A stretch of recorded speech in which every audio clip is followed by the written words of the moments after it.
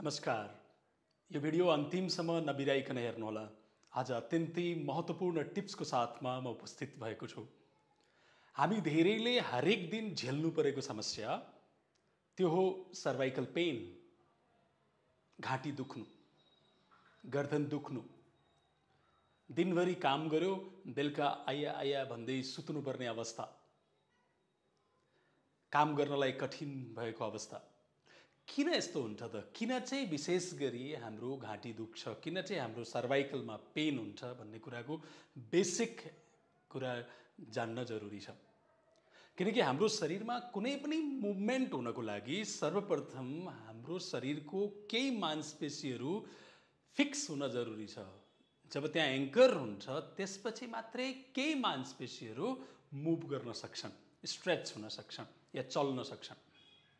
जस्तो जब हामी हात चलाएर कुनै पनि एक्टिभिटिजहरू गर्छौं, हातको सहाराले कुनै पनि काम गर्छौं, फर इक्जाम्पल कम्प्युटरमा टाइपिङ गर्ने काम या भारी उठाउने काम या मुभमेन्ट गर्ने काम या कुनै पनि एक्टिभिटिज जहाँ हातको इन्भल्भ छ या हातको मांसपेशीको इन्भल्भमेन्ट छ, त्यहाँ खुम्चेर या एङ्कर गरेर या फिक्स भएर बस्नुपर्ने मांसपेशी भनेको गर्दनको मांसपेशी या ढाडको मांसपेशी, स्क्यापुलाको मांसपेशी, चेस्टको मांसपेशी या आर्म्सको यता भित्री साइडका मांसपेशीहरू फिक्स भएर बस्नुपर्ने हुन्छ।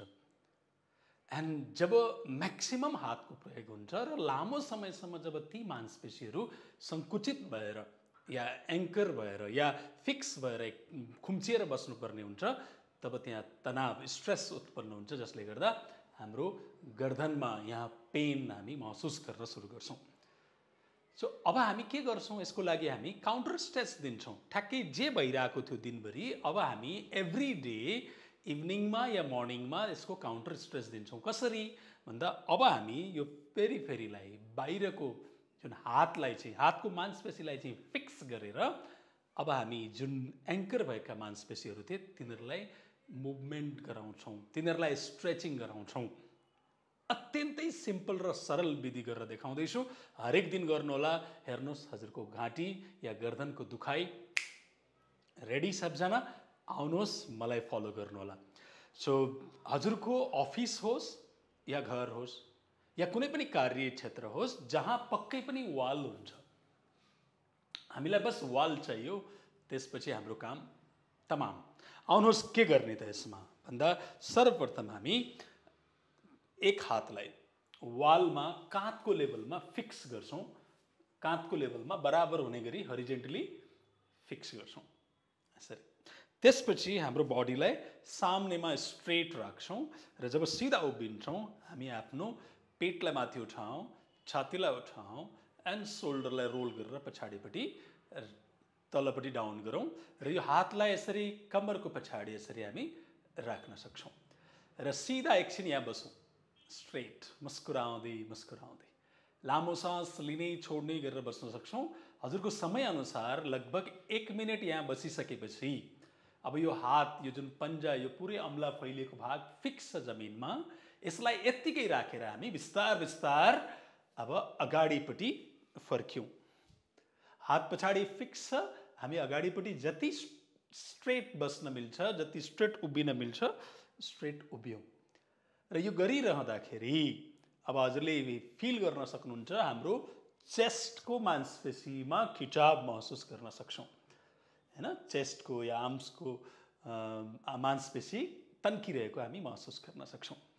सो यहाँ अब हामी 1-1.5 मिनट हजुरको समयअनुसार आरामसँग उभिएर महसुस गरौँ कहाँ कहाँ स्ट्रेचिङ महसुस भइरहेको छ। हुनसक्छ हल्का पेन पनि महसुस हुन सक्छ। सो मुस्कुराउँदै मुस्कुराउँदै यहाँ केही बेर बस्छौँ, खुसी हुँदै।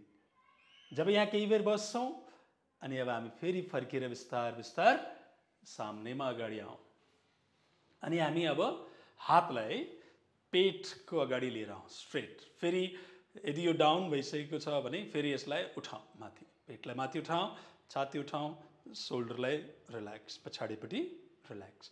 अब हामी यहीँबाट हात फिक्स गरेरै बिस्तार बिस्तार अगाडिपट्टि घुमाउँ, यहाँनेरि एकैछिन अडियौँ, लामो सास भरौँ, पुरै खाली गरौँ र हात फिक्स नै छ, अब हामी यहाँबाट बिस्तार बिस्तार अगाडिपट्टि यसरी फर्क्यौँ। अब पक्कै पनि हजुरले देखिरहनु भएको छ या महसुस गरिरहनु भएको छ, अब हाम्रो स्क्यापुलाको मसल्स स्ट्रेचिङ हुँदैछ, यहाँ ढाडको मसल्स स्ट्रेच हुँदैछ, यता माथिपट्टिको सोल्डर एरियाको मसल्सहरू स्ट्रेच हुँदैछ र यताको पनि मसल्सहरू स्ट्रेच भइरहेको छ। केही बेर यहाँ हामी अडिएर बसौँ, लामो गहिरो सास लिने छोड्ने गर्छौँ, एन्टिभर्जन मेन्टेन गरेर राख्छौँ, मुस्कुराउँदै मुस्कुराउँदै सिधा अगाडि हेरेर लामो सास लिने छोड्ने गरिराखौँ।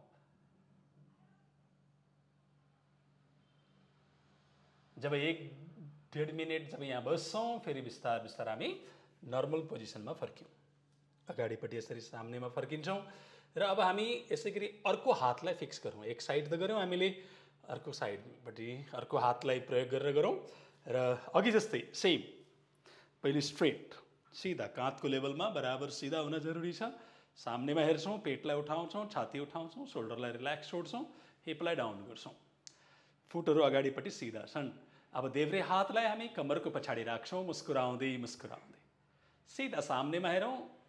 यत्तिकै स्थिर भएर हातलाई नचलाइकन हामी लगभग 1-1.5 मिनट यहाँ बस्न सक्छौँ र जब यहाँ बसिसकेपछि लामो सास भरौँ, सास छोड्दै छोड्दै अब हामी फेरि अगाडिपट्टि फर्क्यौँ, अगाडिपट्टि फर्क्यौँ, हात पछाडि फिक्स छ, मुस्कुराउँदै मुस्कुराउँदै लामो गहिरो सास लिने छोड्ने गरेर बस्न सक्छौँ। गरौँ है, सबले गर्न जरुरी छ। स्पेसली जब हामी 1-1.5 मिनट यसरी बस्छौँ, अब बिस्तार बिस्तार हामी हातलाई अगाडि लिएर आउँ र सामनेमा हेरौँ। सामनेमा अघि हामी बसिसकेको छौँ भने अब हामी फेरि अगाडि फर्क्यौँ र यहाँबाट फेरि यो साइडमा फर्क्यौँ। यस, फेरि फिल गर्न सक्छौँ कहाँ खिचाव हुँदैछ। एन्टिभर्जन आफ्नो यो पेटलाई माथि उठाएर राख्छौँ, मुस्कुराउँदै मुस्कुराउँदै सामनेमा हेर्छौँ, सिधा लामो गहिरो सास लिने छोड्ने गरिराखौँ, मुस्कुराउँदै मुस्कुराउँदै।